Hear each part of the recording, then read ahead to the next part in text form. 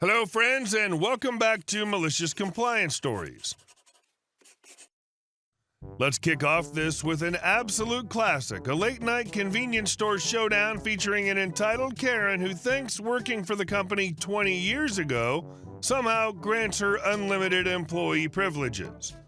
But before we begin, best way to support our channel is to leave comments, like, and subscribe with the turned-on bell so you don't miss the new video every single day. Here we go. No, you don't work here, lady. I work at 7-Eleven, and I've been there for about 6 years now. I used to work night shift. Boy, do I have some stories from those days. But one that really stands out for this subreddit is the time I had to tell a lady she doesn't work at my store. It was late one night, or perhaps early in the morning, and my cover had gone home for the night, so I was running the store by myself. I had an older woman come in with a younger woman, late 40s and early 20s, so I'm assuming mother and daughter. Mom just so happens to have that Karen vibe to her. She walks up to the counter while I'm taking care of some tasks. Karen, can I use your bathroom? Now, we don't have a public bathroom at my store. We have a staff bathroom, but it's behind a locked door that needs a code to get in. Naturally, we aren't supposed to let customers use it. Me, sorry, we don't have a bathroom. Karen, well, where do you guys go to the bathroom then? Me, we have a staff bathroom, but it's for staff only. Karen, well, I'm staff, so you have to let me use the bathroom. Me, I don't think you work here. Karen, yes, I do. I worked for 7-Eleven 20 years ago, so you have to let me use your bathroom. Again, it's a bathroom for staff only. We'll make an exception for employees that left recently, but even if this lady's telling the truth, she left the company before I was even born. Me, I'm sorry, I can't let you use our bathroom. Karen, well, I want to speak to your manager. It's about 3 in the morning right now, so our manager's asleep. I'm kind of losing my mind here because this is my first interaction with a Karen in the wild.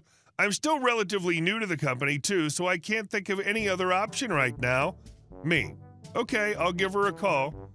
I call my manager and she's not very pleased. I explain the situation and she tells me the best thing to do is ask her to leave. I head back out from the back, making sure to close the door behind me.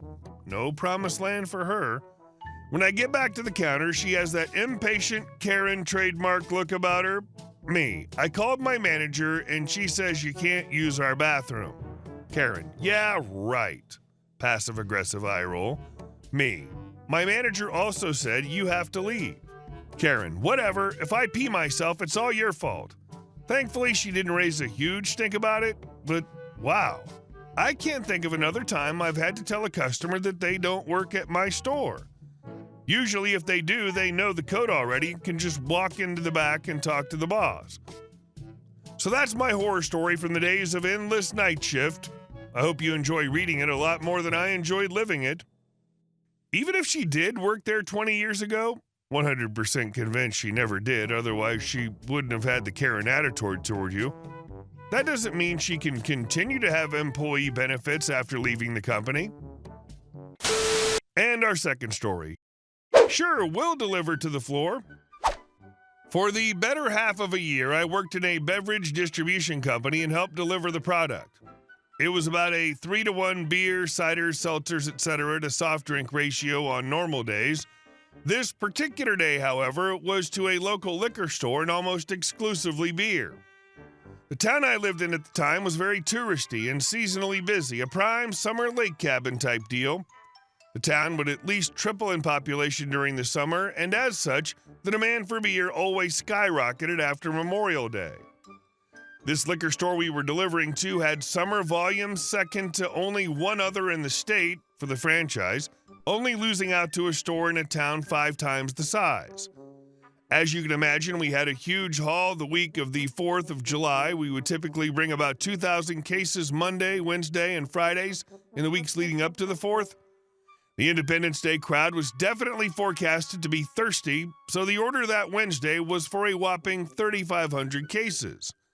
Now keep in mind this is not a huge store, and the back storage room and walk-in coolers were also pretty small. It was quite the task to move things around and find enough space for everything. Anyway, the 4th comes around, and Shane and I are there at the crack of dawn unloading the truck. We have one extra summer helper along named Gabe. Gabe was one of the high-speed helpers, not known to slack or drag his feet at stops. The back room's packed to the gills, so we start hauling cartloads of beer into the cooler, which was basically wiped out since Monday. We do this for several hours, then replace the backroom beer with pallets from the truck. By noon, we had all the 20-plus pallets inside the building or staged outside. Shane returned back to the warehouse for the next 1,500 or so cases, or around 15 more full pallets. At this point, Gabe and I had barely any room to put the suds. The last remaining spot would be a floor display near the customer side of the cooler. The manager's gone, so we asked the assistant manager. The place is swamped with customers, and he was pretty ornery. When asked about the rest of the beer, he said, "I don't know, go load up the display." We began to say that we have a lot of beer and got interrupted. "I don't care how much you have left, go fill up that display." Very poor choice of words. Gabe and I bring some pallets over and start stacking, adding to the cases on the floor already, some expired dates, thank God, and began to pile them up. Pretty soon, we're building stairs from the cases to stack even further. Shane got back, and by God, he brought us more and more pallets. Before you know it, Gabe's tossing cases to me, and we're all the way to the ceiling. We keep going. By the time we get done, we had 3 varieties of beer, 3 rows across, and about 6 deep, with a customer-friendly taper down to head height. The assistant manager just gaped at the mountain of suds and said, "Well, I had it coming." At least the manager accepted his responsibility for it rather than trying to scream the blame away. Sounds like you did your best to make it usable, too.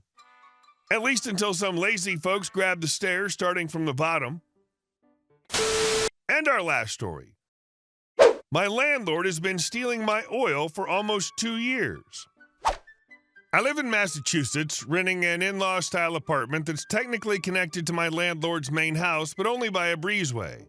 My lease clearly states that all utilities for my apartment are my responsibility and that my unit has separate meters and a separate oil tank. Before moving in, I even verified that this was true, or so I thought. For almost 2 years, I've been unknowingly paying for my landlord's heat and hot water, and she knew exactly what she was doing. Something felt off.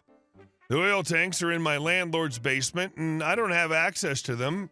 That always felt weird to me, but whenever I asked to see them, to check the oil level, for example, she always had an excuse. "Oh, the basement's a mess right now. It's not safe down there. I'll check it for you later." At first, I didn't think much of it. I'd never used oil before, so I had no clue what normal usage looked like. But in the last 3 to 4 months, I started noticing that I was going through 100 gallons every month, even though I live alone and don't blast the heat. Since I was on automatic delivery, the oil company would just show up whenever the tank was low, fill it, and bill me. When I called to ask why I was burning through so much oil, they had no answers. Then came the morning everything made sense. I woke up freezing. No heat, no hot water. Confused, I checked the thermostat and the taps. Nothing. Since it was too early to call the oil company, I decided to wait it out. Then my phone rang. It was my landlord. Landlord: "Hey, did you run out of oil?" Me: "Yeah, I think so. Why?" Landlord: "Because my water's cold." For a second, I didn't register what she just said. Then it hit me.